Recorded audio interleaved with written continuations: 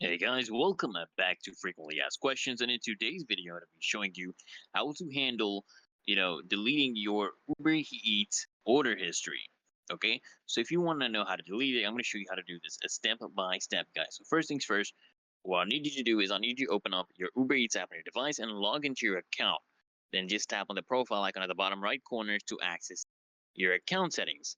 And now here's the catch, guys. Okay, Uber Eats doesn't currently allow users to delete their order history directly. All past orders are tied to your account, for record keeping purposes. However, guys, you can take some steps to actually manage your history. So if you want to hide certain details, what you can do is you can clear your app cache.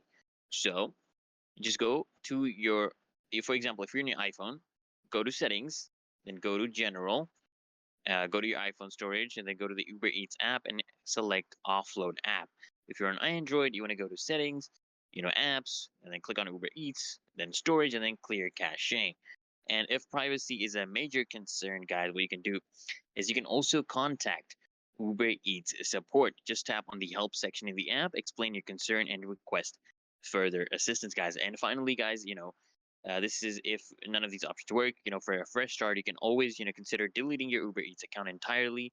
To do this, what you want to do is go to settings and then click on privacy and then click on a delete account.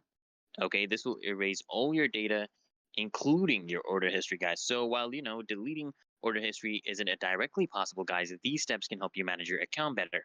So if this video was helpful, guys, consider smashing that like button and subscribing to Frequently Asked Questions.